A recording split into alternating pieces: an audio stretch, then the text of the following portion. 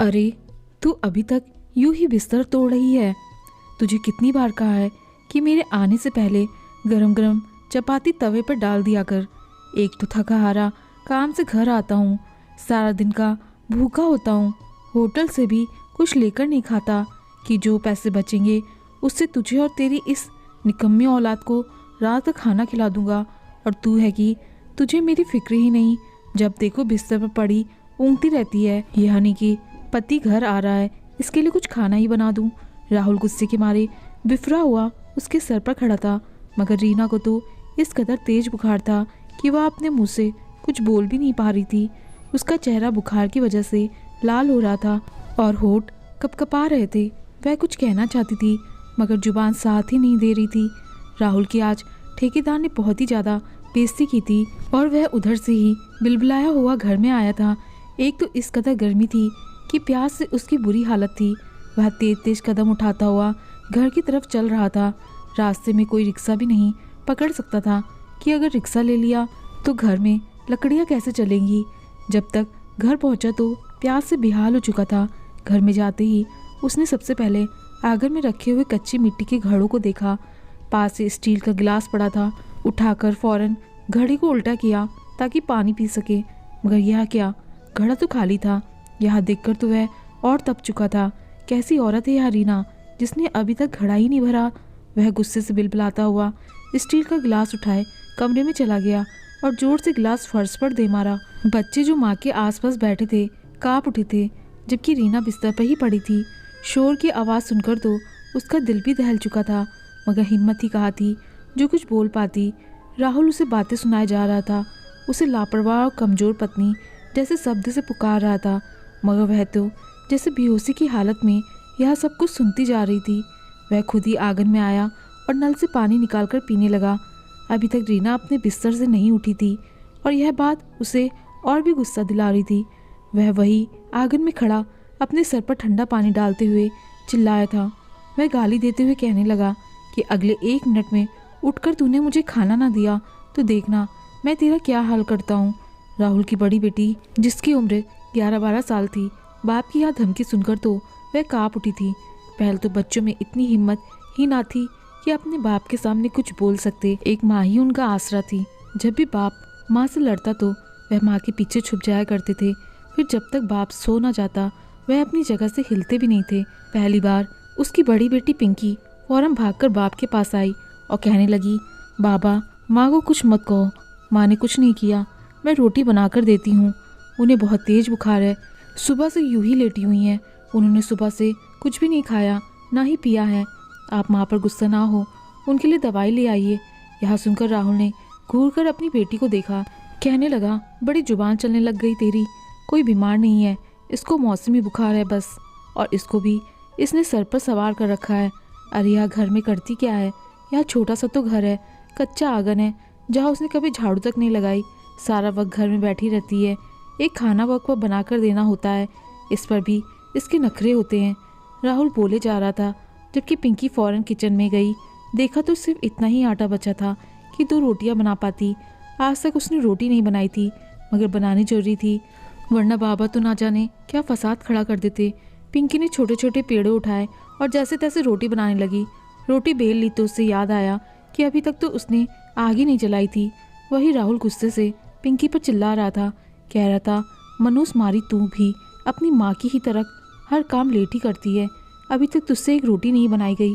मैं यहाँ भूख से तड़प रहा हूँ, तुम लोगों के लिए सारा दिन बाहर बदनाम होता फिरता हूँ और तुम लोग मुझे वक्त पर खाना तक नहीं दे सकते। पिंकी की आंखों से आंसू निकल आए थे। उसने बेली हुई रोटी को दोबारा वापस प्लेट पर रखा और लकड़ियों से आग जलाने लगी। मिट्टी का तेल भी खत्म हो चुका था, आग जल ही नहीं रही थी, उल्टा धुआं ही धुआं हो रहा था। पूरा घर धुएं से भर गया तो राहुल की आंखों से भी धुएं की कड़वाहट से पानी आ चुका था। वह गुस्से से बिफरे हुए शेर की तरह किचन में गया और अंधेरे में ही अपने पैर की ठोकर पिंकी को मारी। पिंकी तो बेचारी अंधेरे में उस जलते भुजते हुए चूल्हे पर ही जाग रही थी। उसकी कमर और बाजू जल चुका था, मगर वह उसके बावजूद फौरन खुद को संभालती हुई उठकर एक तरफ हो गई। राहुल खुद ही लकड़ियों को जलाकर उस पर रोटी बनाने लगा और पिंकी को गालियाँ देते हुए कहने लगा कि दफ़ा हो जाओ यहाँ से, एक काम नहीं कर सकती सही से। बस फरमाइश करवा लो तुम लोगों से, अब शक्ल घूम कर अपनी यहाँ से। पिंकी रोते हुए वापस अपनी माँ के पास आ गई और दबी दबी सिसकियों से रोने लगी। उससे छोटे उसके 3-4 बहन भाई उसके पास बैठे रो रहे थे। इससे छोटी बहन ने जब उसके कंधे और कमर से जले हुए कपड़े देखे तो परेशान सी हो गई। राहुल किचन से रोटी बनाकर बाहर आया और खुद ही मजे से बैठकर खाने लगा तो वह किचन में गई और घी लाकर पिंकी के जख्मों पर लगाने लगी। कुछ ही देर बाद बड़ी मुश्किल से रीना धीमी आवाज़ से पानी मांगने लगी। पिंकी ने जब यह सुना तो उठकर बाहर गई और पानी लाकर माँ की लबों को लगाया। पानी पीकर रीना को थोड़ी बहुत ताकत मिली थी। उसे बहुत कमजोरी महसूस हो रही थी। राहुल खाना खाकर वही चरपाई पर चित लेट चुका था। उसके पास आधी ही रोटी बची पड़ी थी। भूख तो बच्चों को भी लगी थी, मगर माँ की हालत देखी तो बच्चों ने वह रोटी लाकर माँ को खिलाना शुरू कर दी। खाना खाकर रीना की आंखें कुछ खुली थी, बुखार भी कुछ कम हुआ था। तो उसने पिंकी को एक नज़र देखा। उसका जिस्म सुलझा हुआ था। उसने बच्चों से पूछा तो कुछ देर पहले जो कुछ हुआ था बच्चे वह सब माँ को बताने लगे। रीना को तो गुस्सा आ चुका था। वह कहने लगी कि यह बाप है या हैवान, कोई जानवर भी अपने बच्चों के साथ ऐसे सलूक नहीं करता। मुझ पर ना सही, कम से कम अपने बच्चों पर तो रहम कर लिया करो। रीना को बोलता सुनकर राहुल कमरे में चला आया और एक बार फिर उस पर चिल्लाने लगा। दोनों के बीच लड़ाई शुरू हो चुकी थी और बच्चे एक तरफ बैठे रो रहे थे। राहुल कहने लगा कि जब मुझे खाना बनाकर देने का वक्त था तब तो अधमरी पड़ी थी, और अब जब मैं खुद ही बनाकर खा चुका हूँ तब तुम में जान आ गई। रीना रोने लगी थी, कहने लगी कि तुम मुझे डॉक्टर के पास क्यों नहीं ले जाते। ना जाने मुझे क्या होता जा रहा है। मेरी तबीयत दिन ब दिन ख़राब होती जा रही है। ना मेरी आंखें खुलती हैं और ना ही मुझसे कोई काम होता है। तुम मेरा इलाज करवाओगे तो ही मैं तुम्हारे काम कर पाऊँगी। राहुल खामोशी से वहाँ से निकल चुका था। उसे सिर्फ और सिर्फ खुद से मतलब था। पत्नी बच्चों से तो उसे कोई मतलब ही नहीं था। बच्चे पैदा करके तो जैसे उसने रीना पर कोई एहसान किया था, जो एक वक्त का खाना लाकर दे देता उस पर भी 100 बातें सुनाया करता था और बच्चे रोते सिसकते हुए खाना खा लिया करते थे। रीना की तबीयत बहुत ख़राब हो रही थी। यहाँ देखकर राहुल को भी उस पर तरस आने लगा।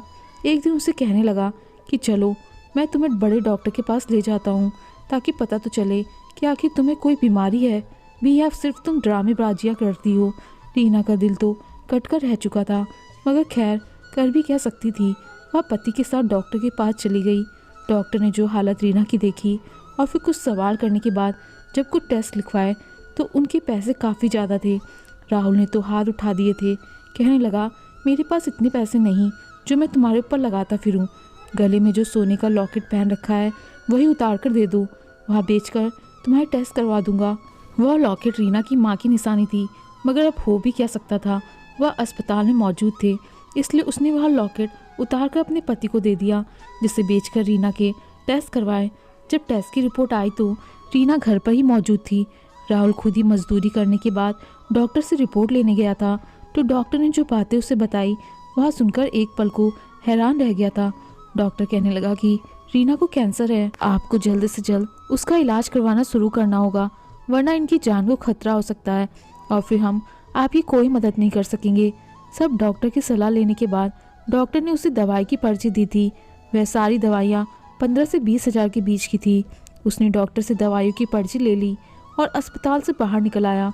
एक पल को तो उसका जिस्म कांपा था, भले ही वह जरा गुस्से का तेज था और रीना को बातें सुनाया करता था, मगर जो भी था वह उसकी पत्नी थी। जिंदगी की 13-14 साल उसने रीना के साथ गुजारे थे। शक्ल सूरत की वह बहुत ही अच्छी थी, मगर जब से यह बीमारी उसे लगी थी उसका रंग सांवला सा होता चला जा रहा था। वह काफ़ी कमज़ोर और हर वक्त बुझी बुझी सी रहने लगी थी। पहले जैसी रौनक उसके चेहरे पर नहीं रही थी, और वैसे भी जिस गुर्बत की चक्की में वह पिस रहे थे, ऐसी हालत में भला किसे प्यार मोहब्बत याद रहता है। खैर, डॉक्टर ने जो इलाज का बिल उसे बना कर दिया था, वह तो अगर अपने घर को बेच देता, अपनी सारी जमा पूंजी पत्नी का जेवर तक लगा देता, फिर भी कैंसर का इलाज नहीं करवा सकता था। दवाइयों का खर्चा अलग था, और फिर जो अस्पताल में जाकर सेंसेस होते हैं वह अलग थे। यह सोच सोचकर राहुल एक नतीजे पर पहुंचा। उसने रिपोर्ट्स को रास्ते में ही फाड़कर कचरे में फेंक दिया और घर चलाया। ऐसा करते हुए एक बार भी उसके जिस्म में कपकपी नहीं आई थी। घर आया, रीना उसके इंतजार में बैठी थी। आज उसकी तबीयत कुछ ठीक थी। उसने उसके आने से पहले ही खाना तैयार कर दिया था। राहुल घर आया तो उसने सबसे पहले उसे गरम गरम खाना दिया और कहने लगी कि राशन खत्म हो चुका है, तुम कल राशन ले आना। घर में आटा भी नहीं बचा, जो था उससे ही यहाँ खाना बना दिया है। राहुल खामोशी से उसकी हर एक बात सुनता रहा। जब राहुल कुछ ना बोला तो रीना खुद ही कहने लगी कि आज मेरी रिपोर्ट्स भी आनी थी, क्या आया है रिपोर्ट्स में, या तुम अस्पताल गए ही नहीं। यह सुनकर राहुल ने एक नज़र डालकर रीना को देखा और कहने लगा, तो मुझे सुकून से रोटी खाने देगी या नहीं? घर आते ही इंक्वायरी शुरू कर देती है। क्या नज़र नहीं आ रहा मैं खाना खा रहा हूँ? रीना की जुबान पर तो वही ताला लग चुका था। वह खामोशी से उसके पास बैठी अपनी उंगलियां मरोड़ने लगी। बच्चे भी आंगन में खेल रहे थे, इसी इंतजार में थे कि पापा खाना खाए और जो खाना बचे वह फिर सब माँ के साथ मिलकर बांट के खा ले। मगर तभी खाना खत्म करने के बाद राहुल कहने लगा कि डॉक्टर ने कहा है कि तुझे मलेरिया हो गया है, या छोटी सी शीशी तुझे पीने को दी है। कह रहा था कि एक ही सांस में बगैर पानी के पी जा, तेरी बीमारी ठीक हो जाएगी। रीना ने भी सुख का सांस लिया था कि ऊपर वाले का धन्यवाद है, कोई बड़ी बीमारी नहीं निकली। राहुल ने अपनी जेब से मलेरिया की दवाई निकाली और निकाल कर रीना को दे दी और कहा कि यहाँ पी लेना, तू ठीक हो जाएगी। रीना ने भी खामोशी से सर हिलाया और वह दवाई ले ली। कई दिन से राहुल अपने एक दोस्त के साथ मिलकर दूसरे देश जाने के चक्कर में था। किसी ने उसे बताया था कि एजेंट लंदन में मजदूरों को भेज रहा है, वहाँ पर बहुत काम है और उन्हें अच्छे खासे पैसे मिलेंगे। उसने अभी तक रीना को कुछ नहीं बताया था। यही सोचा था कि जब सब कुछ पूरा हो जाएगा तभी अपनी पत्नी को बताएगा। मगर अब जब उसने रीना की उस बीमारी के बारे में सुना तो उसने बताने का फैसला बदल लिया। उसके पास जो भी जमा पूंजी थी वह सब उसने अपने दोस्त के यहाँ रखवा दी थी। वह जो भी कमा रहा था उसमें से ज़्यादातर पैसे अपने दोस्त के पास ही रखवा रहा था ताकि लंदन जाने के लिए कुछ पैसे रख सके। उसका टिकट और वीज़ा दोनों ही फ्री थे। एक शाम जब वह परेशान हाल था तो वह अपने दोस्त के पास गया तो वही उसे यह खुशखबरी मिली कि उसकी नौकरी लंदन में लग चुकी है और अब कुछ दिनों बाद ही तुम्हें लंदन जाना है। यह सुनकर राहुल की खुशी का कोई ठिकाना नहीं रहा। घर में राशन खत्म था। उसने रीना को थोड़ा बहुत ही राशन लाकर दिया था। कहने लगा कि मेरे पास पैसे नहीं हैं, इसी पर ही गुजारा करो। मजबूरन रीना भी चुप हो जाती कि पति के पास जब पैसे नहीं हैं तो भला क्यों वह अपने पति को तंग करती। वह खुद भूखी रह लेती और अपने बच्चों को आधी आधी रोटी करके खाने को दे दिया करती ताकि वह भूखे ना रह सके। एक दिन सुबह सुबह राहुल उठा तो बहुत ही खुश था। नए कपड़े पहने तैयार हुआ। रीना उसे ध्यान से देख रही थी। कहने लगी, क्या बात है राहुल, आज तो बहुत तैयार हो रहे हो, ऐसे तो तुम कभी किसी त्योहार पर भी तैयार नहीं होते। यह सुनकर राहुल फौरन एक नज़र रीना पर डालकर कहने लगा, आज ठेकेदार ने हमें पार्टी में बुलाया है, इसलिए हम पहले पार्टी करेंगे, उसके बाद काम करेंगे। रीना खुश हो गई। फिर कहने लगी कि मेरी और बच्चों की तरफ से भी ध्यान कर लेना, घर में राशन बिल्कुल ख़त्म है। आज रात आप राशन लाओगे तो ही हम भरपेट खाना खा सकेंगे। मैं नहीं चाहती कि मेरे बच्चे आज रात भूखे सो जाए। यह सुनकर राहुल कहने लगा कि फिक्र मत करो, मैं आज राशन ले आऊँगा। यह सुनकर रीना संतुष्ट हो गई, मगर ना जाने क्यों उसे दाल में कुछ काला सा लग रहा था। खैर राहुल ने एक नज़र रीना पर डाली और फिर बच्चों को देखा। वह घर से बाहर निकल चुका था। बच्चे यही समझ रहे थे कि बाबा मजदूरी करने गए हैं। रीना का भी यही अंदाजा था कि पति शाम को राशन ले आएगा, मगर उसे कहाँ खबर थी कि उसके पति तो उसे हमेशा हमेशा के लिए छोड़कर लंदन जा रहे हैं। राहुल अपने दोस्तों के साथ लंदन जा चुका था, मगर इधर रात हो चुकी थी। हर तरफ अंधेरा फैल रहा था और राहुल अभी तक घर नहीं आया था। बच्चों ने पूरे दिन से कुछ नहीं खाया था। भूख से उनकी बुरी हालत थी। बार बार माँ से सवाल करते, बाबा कहाँ रह गए? पहले तो कभी इतनी देर नहीं लगाते थे, शाम से पहले ही घर आ जाया करते थे। रीना भी परेशान थी, तबीयत उसकी भी बहुत ख़राब हो रही थी। बार बार वह खांसते हुए गली से बाहर झाँक कर देखती। उसके साथ काम करने वाले सभी मजदूर जो इसी गांव में रहते थे वहाँ सब तो वापस आ चुके थे, मगर आज ना जाने राहुल कहाँ रह गया था। उसकी तो कोई खबर ही नहीं थी। मजबूरन रात को बच्चों को भूखा ही सोना पड़ा। बच्चे तो भूखे सो गए, जबकि रीना के दिमाग में कई सवाल आ रहे थे। आज से पहले तो ऐसा कभी नहीं हुआ था कि राहुल घर ना आया हो। पहले तो उसे परेशानी हुई कि कहीं राहुल को कोई नुकसान ना पहुंचाओ, मगर जब उसने महज से पूछा कि राहुल कहाँ है, वह कल रात से घर वापस नहीं आया, तो वह कहने लगा, पता नहीं, वह तो कल काम पर भी नहीं आया था, बल्कि कल ही ठेकेदारों से बात करके काम छोड़कर जा चुका है। कह रहा था कि मुझे एक और जगह अच्छा काम मिल गया है। हमसे भी बहुत नखरे से बात करता हुआ चला गया। यहाँ सुनकर तो रीना के हाथ पाँव फूले थे कि आखिर उसका पति कहाँ जा सकता है, वह भी बगैर बताए। बच्चे भूख से बिलख रहे थे। उसने पड़ोस से बच्चों के लिए कुछ खाना मांगा तो पड़ोस की औरत ने उसे कुछ खाना दे दिया। उसने थोड़ा बहुत खुद खाया और बाकी अपने बच्चों को खिला दिया, मगर उसे परेशानी हो रही थी कि आखिर राहुल कहाँ जा सकता है। वहीं दूसरी तरफ लंदन में राहुल की अच्छी नौकरी लग चुकी थी। कर तो वहाँ पर वह मजे ही रहा था, मगर वहाँ पर उसे कम मेहनत पर ज़्यादा पैसे मिल रहे थे। वह खुश था, उसके पास अच्छे खासे पैसे आ रहे थे, जबकि यहाँ उसके बच्चे भूख से बिलख रहे थे। बच्चों की भूख से यह हालत हो गई कि पड़ोस के जिस घर में भी खाने की खुशबू आती वह उस घर में झांकने लगते कि शायद किसी को उनकी शक्लों पर रहम आ जाए और तरस खाकर ही वह कुछ खाने को उन बच्चों को दे दे। कुछ को तो उन बच्चों के मैले और फटे कपड़े देखकर तरस आ जाता, वह उनको खाने के लिए कुछ दे देते, वरना उनको भूखा ही सोना पड़ता। कहीं से उड़ती हुई यह खबर भी रीना को मिल गई कि उसका पति दूसरे देश जा चुका है और वहाँ पर अच्छी नौकरी कर रहा है। पत्नी बच्चों से तो उसने हर संबंधी तोड़ दिया है और कभी वापस नहीं आएगा। यह सुनकर उस रात रीना बहुत रोई थी कि उसके पति ने उसके साथ इतना बड़ा धोखा किया। उसे कैंसर था, यह उसे अभी भी नहीं पता था। उसे अपने बच्चे का फ्यूचर काला होता ही नजर आने लगा था कि भला वह अपने बच्चों का पेट कैसे पालेगी, कैसे उनकी जिम्मेदारी उठाएगी। उसे अपने पति से नफरत महसूस हो रही थी। वक्त गुजरता गया और इस तरह 5 साल पूरे हो गए। वही राहुल जो पैसे की रंगीनियाँ देख देख कर बिल्कुल ही भूल चुका था कि उसकी एक पत्नी और बच्चे भी हैं।